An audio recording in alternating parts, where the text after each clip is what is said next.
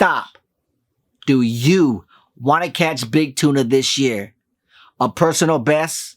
Finally take that picture without any camera tricks? Well, I can't tell you exactly where the big tuna are, but what I can do is tell you how I caught way more bigger tuna when I started doing hustle and fish. Let's go. I always find the fish. Always. Welcome back to Hustle and Fish. Today, we're going to keep it short and sweet because the Pacific Coast Sport Fishing Show is upon us. March 7th through the 10th, the OC Fairgrounds will magically transform into the new Disneyland for the outdoor enthusiasts. All family, children are welcome. Free entry for children under 12. Now, I'm going to be there. Accor Offshore is going to be there. Fishing Charters 365 is going to be there. Basically, everyone is going to be there. Now, anyone who shows up to the event rocking some Accor Offshore, come see me. I got a free special gift for you. And anybody who wants to book a charter at the show, I do got a special deal as well. Please stop by and say what's up, booth 583 and 584. Now, let's get down to business. I started catching more tuna, big tuna, when I started doing this. Leaving the small gear at home. Only taking big gear. Talking 50s and at the smallest a 30. Guys, I'm almost embarrassed to say how I used to roll. I think I would load the Parker up with at least 20 rods, boat looking like a porcupine, and I was ready for any situation from 20 pounds to 200 pounds. Eventually, I got some good advice. Leave the small gear at home and focus on what you want to catch. At first, it was a struggle, I have to admit, leaving my small stuff behind. But I can tell you from experience, if you want big fish, you need to commit. I live for moments like the one I had last year that stands out, okay?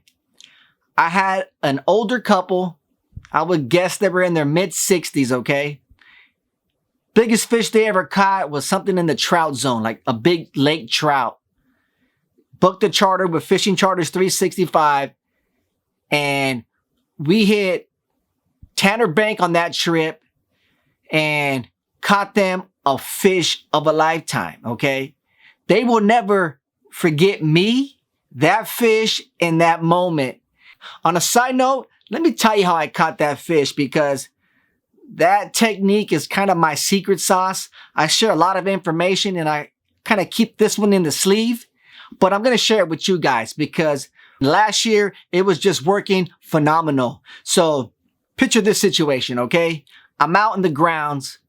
I spotted fish, whether it's a breezer, meter marks, or I got some intel. Fish are in the zone, okay? I got the kite out. I got the frozen flyer, looking sexy, doing what it does. But no one's getting bit. I'm not getting bit, okay?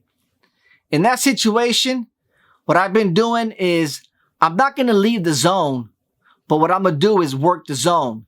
Meaning go a few miles east, north, west, south, make a move in search of the meat. Now, the technique I used to do is just pick up the frozen flying fish, let it hang out in the air as I drive around, and I'm moving the boat around, I don't know, 10 to 15 knots, okay?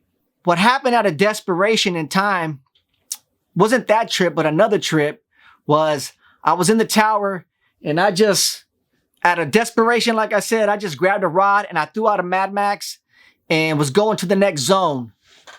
And within 5 minutes, I was bit, okay?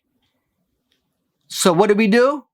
I already had a kite in the air, a frozen flyer just hanging up there, dropped it down, and now we had a double.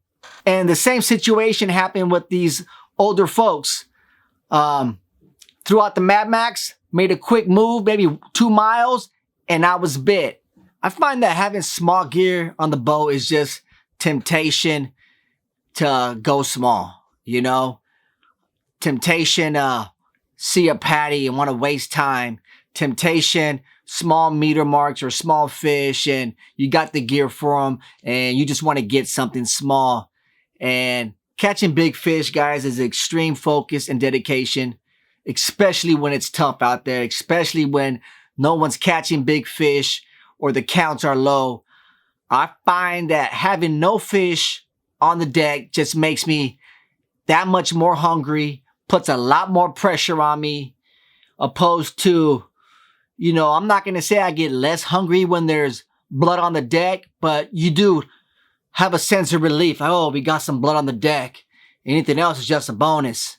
Kill that noise. So if you're taking big gear and small gear and you haven't been killing the big ones, I encourage you, leave the small gear.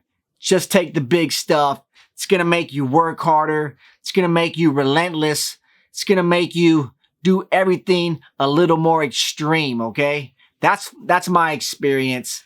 My Parker is a 23-footer and has the biggest bait tank for its size, and I never take bait. And if I do take bait, it's more for a chum aspect, more to bring fish around the boat, because I believe big gear plus big bait equals big fish.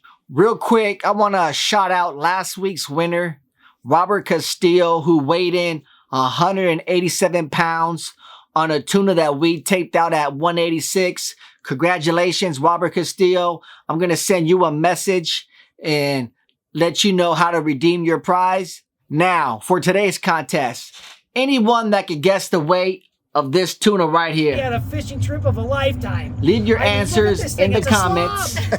I'll find them, and then I will find you. Now, with that being said, this show's a wrap, guys. I got a lot of work to do for the PCS show. Looking forward to seeing all you guys there. Hustle and fish.